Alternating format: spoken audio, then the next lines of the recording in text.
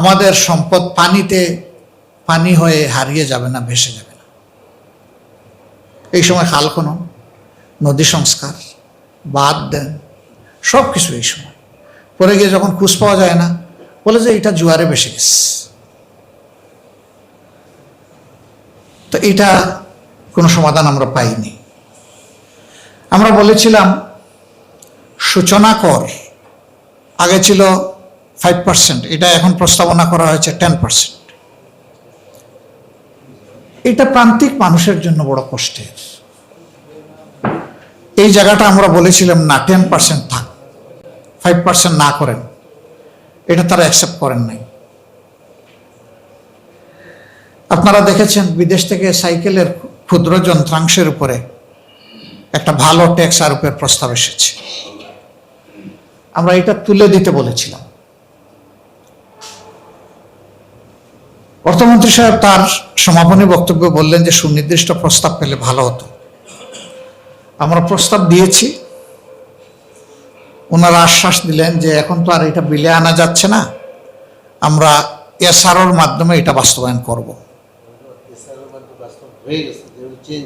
না না, আমি বলতেছি, আমাকে বলতে দেন, আমি বলবো, যেটা একেবারে ভুল হয়ে যাবে তখন লুকমা দিন। তো এরপরে আলহামদুলিল্লাহ হাউসে এটা বলা হয়েছে যে এসআরের মাধ্যমে এটা অ্যাকসেপ্টেড। এই জায়গায় আমরা ধন্যবাদ জানাই। কেন আমরা সাইকেলের খুচরা যন্ত্রাংশের উপরে এটা ওয়েবার চাইলাম? আমরা এই কারণে চেয়েছি, এইটা ব্যবহার করেন অতি স্বল্প আয়ের মানুষেরা, আর ব্যবহার করেন যে সমস্ত মানুষের ফিজিক্যাল এক্সারসাইজের জন্য দরকার একটা বয়সের প্রান্ত সীমায়। এটা কোনো বড় লোকেরা ব্যবহার করে না। এটা নাম্বার 1। নাম্বার 2, এগুলা শুধু দেশে ব্যবহার হয় না, বিদেশেও রপ্তানি হয়। এটা একটা ক্ষুদ্র শিল্প।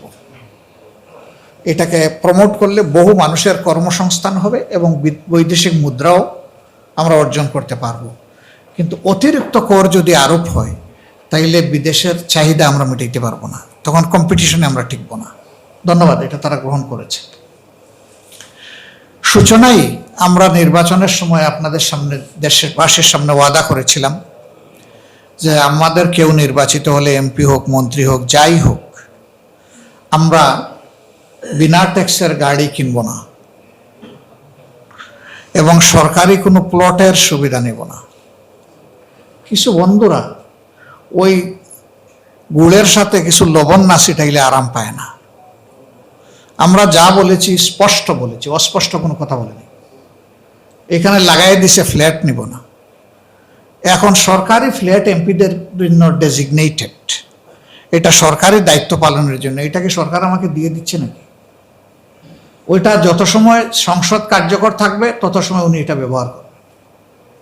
সরকারি দল, বিরোধী দল সবাই করবে। যখন সংসদ বিলুপ্ত হয়ে যাবে তখন আর কেউ 1 সেকেন্ড এখানে থাকার কোনো নৈতিক এবং বৈধ অধিকার নেই, ছেড়ে দিতে হবে। এটাকে গুলায়, এটা নিয়ে আবার বিভিন্ন ধরনের জলগুলা করা হয়, পানিগুলা করা হয়। আমরা ওইটা বলি নাই। সম্মানিত ভাইয়েরা, আমরা আরো বলেছিলাম সরকারি সুযোগ সুবিধা যতটা না নিলে না হয় আমরা চেষ্টা করি, কিন্তু কেউ যদি এটা নিতে চায় এখানে কোনো অপরাধ নাই। তা আমরা সেটা রক্ষা করে চলার চেষ্টা করছি। এই যে বাজেটটা এসেছে, বলা হচ্ছে সর্বকালের সর্ববৃহৎ বাজেট, কিন্তু আমরা যদি মানি অ্যান্ড মার্কেট ইনফ্লেশনের কথা চিন্তা করি তাহলে এটাকে বড় সর্বকালের সর্ববৃহৎ বাজেট বলা যাবে না। অনেকটা বাজারের সাথে এটা সঙ্গতিপূর্ণ। বড় বাজেট করা কোনো অপরাধ নয়। একটা জাতির ভিশন থাকলে বড় বাজেট লাগবে। চ্যালেঞ্জটা কয়েক জায়গায়। একটা হলো বাজেট বাস্তবায়নের সক্ষমতা, এর চাইতে বড় হলো দুর্নীতি। এই দুই জায়গায় যদি বড় সংস্কার আনা না যায়, বাজেট হবে কিন্তু বাজেটের প্রকৃত সুফল জনগণ পাবে না।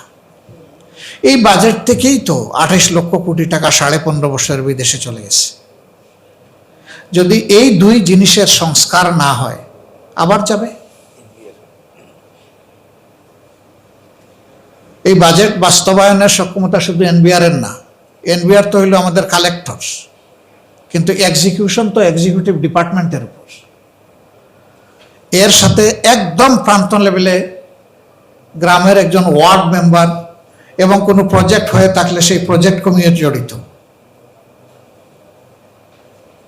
আমি এবারকার অভিজ্ঞতা বলি, একেবারে শেষের দিকে এসে আমরা শুনলাম যে সরকারি দলের সংসদ সদস্যদেরকে কিছু অ্যালোকেশন দেওয়া হচ্ছে, আমরা কিছু জানি না।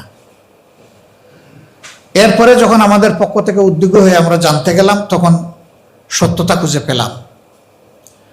তো আমরা এটাও বললাম যে ট্রেজারি কি শুধু সরকারি দলের লোকেরাই ট্যাক্স দেয় নাকি সারা দেশবাসী দেয়?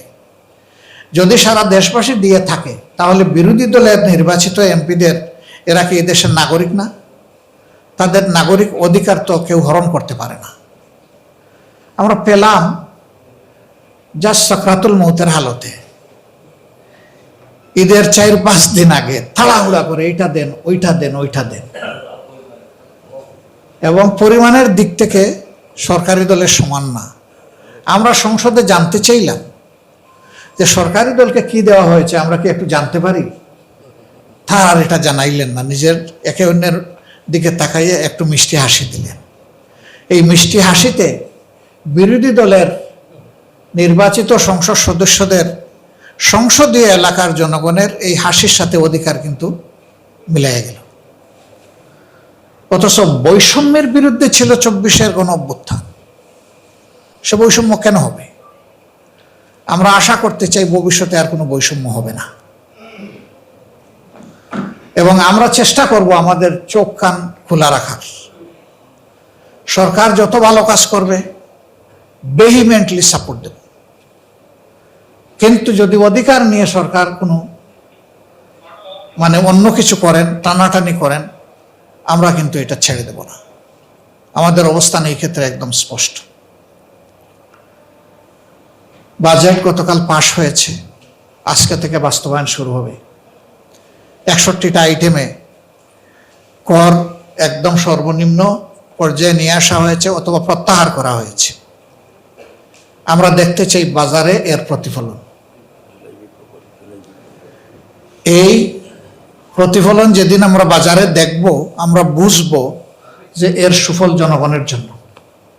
কিন্তু যদি এর প্রতিফলন বাজারে দেখা না যায়, উল্টোটা হয়, তাইলে বুঝতে হবে যে এটা জনগণের জন্য নয়, এটা সিন্ডিকেটের জন্য। এই বাজেট বক্তৃতায় আমরা অনেকগুলো বিষয় তুলে এনেছি। যে জুলাইয়ের কারণে আজকের এই সংসদ এবং সরকার, বিরোধী দল সবকিছু, সেই জুলাই সংক্রান্ত 2টি প্রতিষ্ঠান আছে, একটি জুলাই জাদুঘর আর একটা জুলাই ফাউন্ডেশন। এই 2টার ব্যাপারে কিচ্ছু নাই। কি হলো? জুলাই কি হারিয়ে যাবে? জুলাই না থাকলে আমরা কোথায়? এই সংসদ কোথায়? এই সরকার কোথায়? আমরা এই দাবি ইনশাল্লাহ জোরালোভাবে উত্থাপন করব সংসদে। প্রবাসীদের ভোগান্তি নিয়ে আমরা কথা বলেছি, আপনারা দেখেছেন। আজকে খবর পেলাম যে একদল আমার বিরুদ্ধে খেপে গেছে। আমি কেন বললাম মালয়েশিয়া 85,000 টাকায় লোক পাঠাতে হবে, দালাল যারা তাদেরকে আইনের আওতায় আনতে হবে? আমি কি দালালের কোনো তালিকা দিয়েছি আপনাদের জানা মতো? আমি কি কোনো সংস্থার কথা বলেছি আপনাদের জানা মতো? বলি নাই।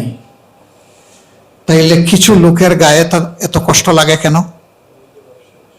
তার মানে একজন বলল যে আপাতত তারা থামিয়েছে। আমি বললাম যে ওয়েলকাম করব, তারা বলুক, তারপরে আমার কাছে কিছু খতিয়ান নম্বর, দাগ নম্বর আছে, ওইগুলা সহ বলে দেব। জনগণের পক্ষে কথা বলতে গিয়ে কোনো সিন্ডিকেটের কোনো হুমকির তোয়াক্কা করব না ইনশাল্লাহ। এটা শুধু মালয়েশিয়া না, সারা বিশ্বে আমাদের এই গরিব লোকগুলোকে নিঃস্ব করে দেওয়া হয়। এরপরে তারা প্রতারিত হয়, সেখানে আবার গিয়ে দেখা যায় যে তার ওই ভ্যালিডিটিটাও নাই, জেলে থাকে। তা আমরা কি এগুলা নীরবে গিলবো আর হজম করব, দেখতে থাকবো? না, এগুলার বিরুদ্ধে আমাদের লড়াই চলবে। আমরা কি করতে পারবো? আমরা সংসদের ভিতরে চিৎকার দিব, আওয়াজ তুলব, বাহিরেও আপনাদের সাথে নিয়ে আওয়াজ তুলব। আমরা আশা করি